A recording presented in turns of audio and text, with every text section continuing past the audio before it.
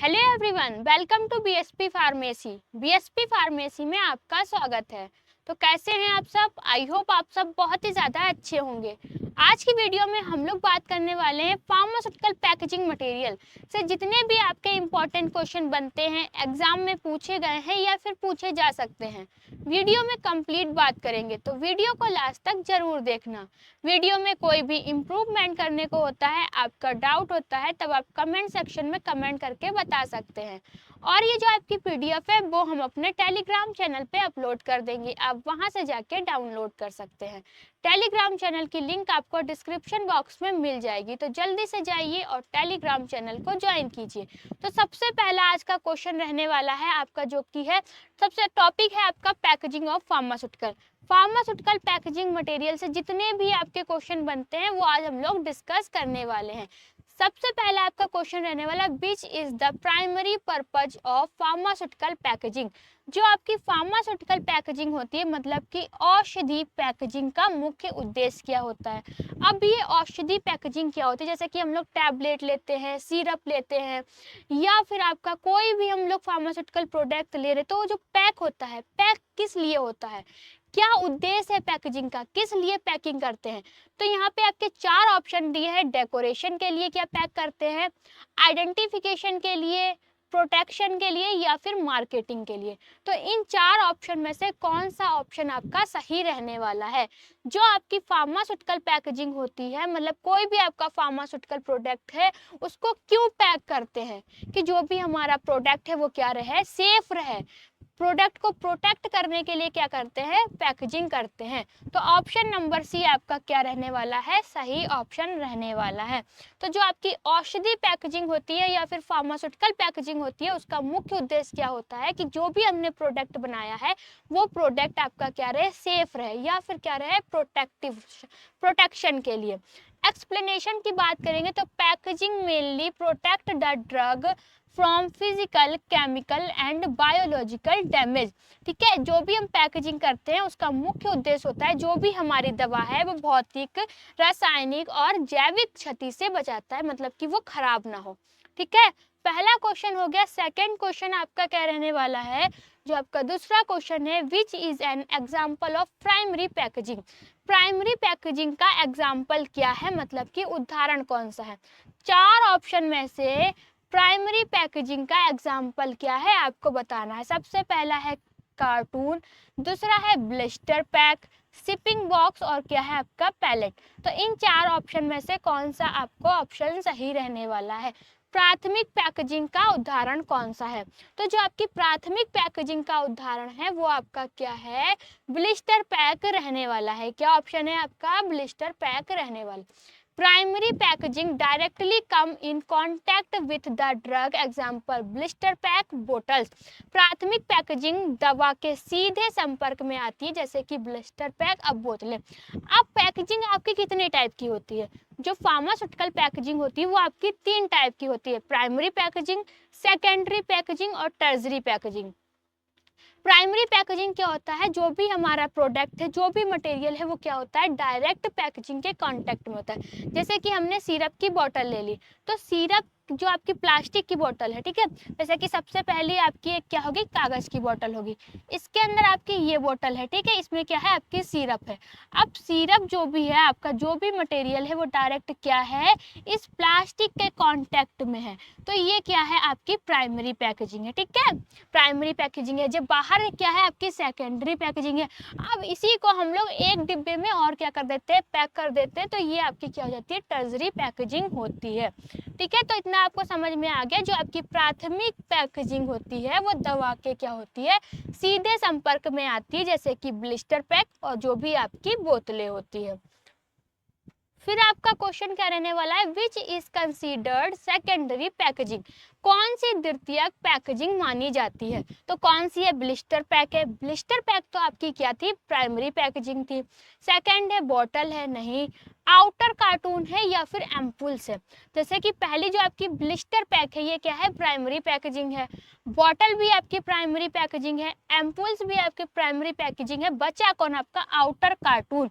Outer cartoon क्या है आपका, जैसे कि ये बोतल है, बोतल के अंदर क्या है आपकी सिरप है, तो सिरप जो है हमारी क्या है दवा है, ठीक है, इस बोतल के अंदर डायरेक्ट हमारी दवा है। तो ये आपकी बोतल जो है प्लास्टिक वाली, ये क्या है प्राइमरी पैकेजिंग है, ठीक है। इसके बाद जो आपका बाहर बॉक्स होता है, ठीक है, ये क्या है आपकी सेकेंडरी पैकेजिंग है। तो आउटर जो कार्टून होता है वो द्वितीयक पैकेजिंग का क्या होता है उदाहरण है, क्या है outer cartoon. Secondary packaging contains primary package and provides grouping and information। जो आपकी द्वितीयक पैकेजिंग होती है वो प्राथमिक पैकेजों को क्या करती है, रखती है और सूचना ग्रुपिंग प्रदान करती है। नेक्स्ट क्वेश्चन आपके क्या है, strip packaging is most commonly used for which doses form. जैसे कि आप क्या है इसमें स्ट्रिप पैकेजिंग कौन से फार्मास्यूटिकल प्रोडक्ट के लिए होती है, लिक्विड के लिए होती है, लिक्विड के लिए तो आपकी बोतल होती है, ठीक है। कैप्सूल एंड टैबलेट्स के लिए, कैप्सूल और टैबलेट में क्या होती है, जैसे कि हम लोग कभी कभार मेडिकल पे जाते हैं तो कहते हैं एक स्ट्रिप हमें टैबलेट की दे दीजिए, ठीक है। तो जो आपका कैप्सूल एंड टैबलेट है वो सही रहने वाला है, ठीक है, इंजेक्शन की भी नहीं होती और आपकी ऑइंटमेंट की भी नहीं होती है। तो स्ट्रिप पैकेजिंग सामान्य किस डोज फॉर्म के लिए उपयोग की जाती है, तो जो आपकी स्ट्रिप पैकेजिंग होती है वो कैप्सूल एंड टैबलेट के लिए क्या की जाती है, उपयोग की जाती है। तो ऑप्शन नंबर बी आपका सही रहने वाला है। फिर क्वेश्चन है आपका, which material is commonly used in blister packaging. Blister packaging में सामान्य कौन सी सामग्री उपयोग की जाती है, पेपर का यूज करते हैं, ग्लास का यूज करते हैं, पीवीसी पॉलीविनाइल क्लोराइड का यूज करते हैं या फिर रबड़ का यूज करते हैं। तो जो आपकी ब्लिस्टर पैकेजिंग होती है इसमें हम लोग किसका, पीवीसी मतलब कि पॉलीविनाइल क्लोराइड का यूज किया जाता है, ठीक। नेक्स्ट क्वेश्चन आपका क्या, which material is commonly used in blister PACS. Blister pack में आमतौर पर कौन सा पदार्थ उपयोग किया जाता है, तो ब्लिस्टर पैक में कौन सा पदार्थ उपयोग किया जाता है आपका, पीवीसी, पहले भी बता सकते हैं पॉलीविनाइल क्लोराइड का यूज किया जाता है। किसका यूज किया जाता है, ठीक है, किसका यूज किया जाता है, पीवीसी, जो कि क्यों किया जाता है, ये एक सस्ता होता है और अच्छी तरह क्या करता है हमारे मटेरियल को सेफ रखता है, सुरक्षा प्रदान करता है। Glass containers are mainly used for, जो कांच के कंटेनर होते हैं मुख्य किसके लिए उपयोग, जो आपके कांच के कंटेनर होते हैं मुख्यतः किसके लिए उपयोग किए जाते हैं, किस टाइप के प्रोडक्ट के लिए हम लोग ग्लास कंटेनर के मतलब कि कांच के कंटेनर का यूज करते हैं, ऑइंटमेंट के लिए, पेरिएंटल प्रिपरेशन के लिए, टैबलेट के लिए या फिर कैप्सूल के लिए। टैबलेट कैप्सूल के लिए हम लोग किसका यूज कर रहे हैं, स्ट्रिप का यूज कर रहे हैं, ठीक है। तो जो आपके कांच के कंटेनर होते हैं मुख्यतः वो पेरेंट्रल प्रिपरेशन के लिए यूज किए जाते हैं, किसके लिए, पेरेंट्रल प्रिपरेशन के लिए यूज किए जाते हैं, ठीक है। कांच दवा को निष्क्रिय और स्टेराइट स्थिति में क्या करता है, रखता है। फिर क्या है, amber class bottles protect drug form, जो आपकी अंबर क्लास मतलब कि भूरे रंग की बोतलें होती हैं, शीशियां होती हैं, वो दवा को किससे बचाती हैं, जो भी भूरे रंग की शीशियां देखी होंगी आपने, वो दवा को किससे बचाती हैं, हीट से बचाती है, लाइट से बचाती है, मॉइस्चर से बचाती है या फिर ऑक्सीजन से बचाती हैं। तो जो आपकी भूरे रंग की शीशियां होती हैं वो दवा को आपके किससे बचाती हैं, लाइट से बचाती है, किससे, लाइट से बचाती है। अंबर शीशियां दवा को प्रकाश से बचाती हैं। फिर आपका क्वेश्चन है, aluminium foils are commonly used in. Aluminium foil का उपयोग सामान्यतः किस में करते हैं, जैसे कि चार ऑप्शन दिए यहाँ पर, कार्टून्स के लिए, स्ट्रिप एंड ब्लिस्टर पैक्स के लिए, बॉटल्स के लिए, वायल्स के लिए। तो एल्यूमिनियम फॉइल का उपयोग स्ट्रिप एंड ब्लिस्टर पैक के लिए किया जाता है, किसके लिए किया जाता है, स्ट्रिप एंड ब्लिस्टर पैक के लिए किसका यूज करते हैं, एल्यूमिनियम फॉइल का यूज करते हैं। अब एल्यूमिनियम जो होती है आपकी नमी और प्रकाश से क्या करती है, जो भी हमारा मटेरियल है उसकी सुरक्षा करती है, बचाती है। Child resistance packaging is mainly used for, क्या बताया गया, बच्चों से बचाव हेतु पैकेजिंग किसके लिए होती है, फूड के लिए होती है, टॉयज के लिए होती है, हैजार्डस मेडिसिन के लिए होती है, विटामिन के लिए होती है। तो ऑप्शन नंबर आपका सी क्या रहने वाला है, सही आंसर रहने वाला है, बच्चों द्वारा गलती से दवा खाने से बचाव करती है, ठीक है। Which type of glass is used for parental preparation, injection आदि के लिए कौन सा ग्लास का उपयोग किया जाता है? जैसे कि आपके इंजेक्शन बनाए जाते हैं तो उसमें किस प्रकार के ग्लास का उपयोग करते हैं? टाइप 1 ग्लास का यूज करते हैं जिसको कि बोरोसिलिकेट कहते हैं, या फिर टाइप 2 का यूज करते हैं जिसको कि हम लोग ट्रीट सोडा लाइम कहते हैं, टाइप 3 का यूज करते हैं जिसको कि सोडा लाइम कहते हैं, टाइप 4 ये प्लास्टिक का यूज करते हैं। तो जो भी आपके इंजेक्शन होते हैं, पेरेंटल चीज होते हैं, उसके बनाने के लिए हम लोग कौन से ग्लास का उपयोग करते हैं? टाइप 1 मतलब कि बोरोसिलिकेट ग्लास का यूज किया जाता है। ठीक है, बोरोसिलिकेट कांच अत्यधिक क्या होता है? प्रतिरोधी और निष्क्रिय होता है। नेक्स्ट क्वेश्चन आपका क्या रहने वाला है? Rubber closures are mainly used in, जो आपके रबर क्लोजर्स होते हैं मतलब कि जिनका हम लोग क्या करते हैं? ढक्कन बनाते हैं, मुख्यतः किसके लगाए जाते हैं? टैबलेट में लगाए जाते हैं, कैप्सूल में लगाए जाते हैं, वायल्स एंड एम्पूल्स में, या फिर ऑइंटमेंट में। जैसे कि आपने वायल और एम्पूल्स देखे होंगे, उसके जो ढक्कन होते हैं वो किसके बने होते हैं? वो आपके रबर के बने होते हैं। क्लोजर्स की बात कर रहे हैं, जो ढक्कन होते हैं, तो टैबलेट में तो कहीं आपका ढक्कन लगा ही नहीं होता, कैप्सूल में भी नहीं लगा होता है, ऑइंटमेंट में भी लगा होता है पर वो आपका प्लास्टिक का बना होता है। ठीक है, पर जो वायल एंड एम्पूल्स के ढक्कन होते हैं वो किसके बने होते हैं? रबर के बने होते हैं।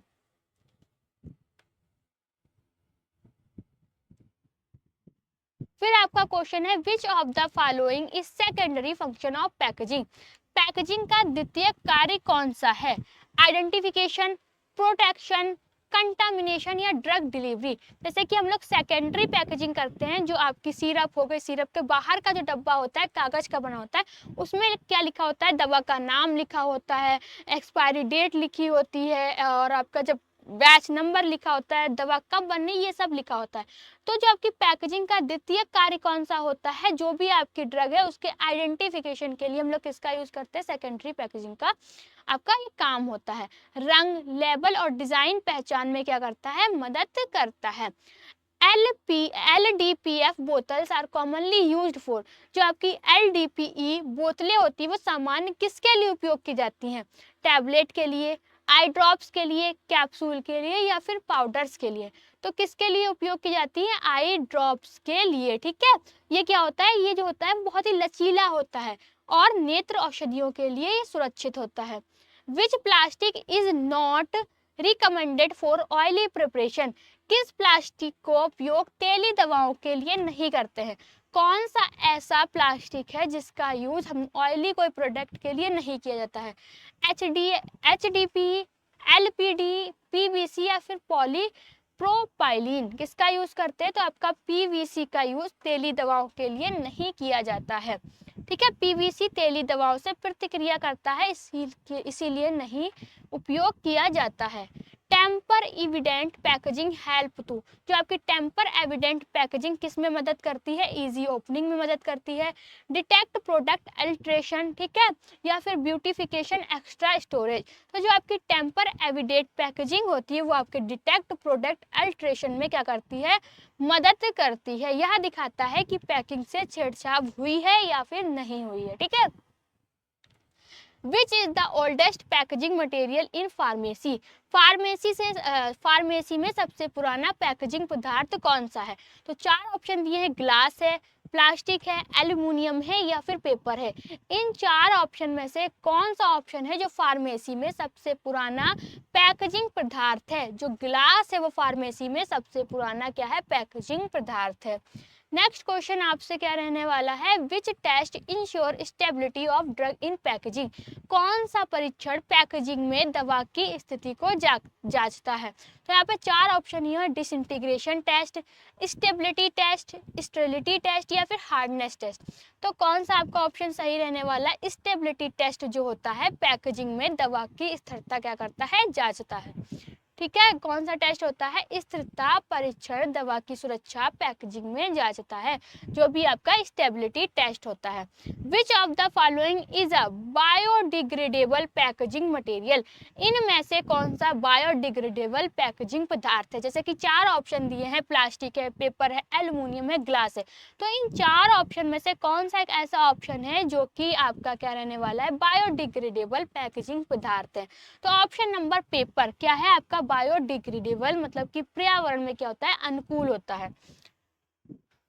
Unit dose packaging is mainly used for, unit dose packaging मुख्यतः किसके लिए उपयोग होती है? बल्क ड्रग के लिए, सिंगल पेशेंट डोज के लिए, या फिर रॉ मटेरियल के वेटरनरी ओनली के लिए। तो किसके लिए रहती है? आपके सिंगल पेशेंट डोज के लिए आपकी यूनिट डोज पैकेजिंग मुख्यतः उपयोग रहती है।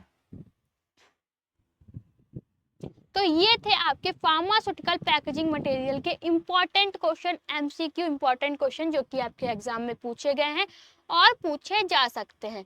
इसकी पीडीएफ जो है वो हम अपने टेलीग्राम चैनल पे अपलोड कर देंगे, आप वहां से जाके डाउनलोड कर सकते हैं। टेलीग्राम चैनल की लिंक आपको डिस्क्रिप्शन बॉक्स में मिल जाएगी, तो जल्दी से जाइए और टेलीग्राम चैनल को ज्वाइन कीजिए। अगर आपको वीडियो अच्छी लगी हो तो लाइक करें, कमेंट करें और हमारे चैनल को सब्सक्राइब करें। वीडियो को लास्ट तक देखने के लिए थैंक यू सो मच।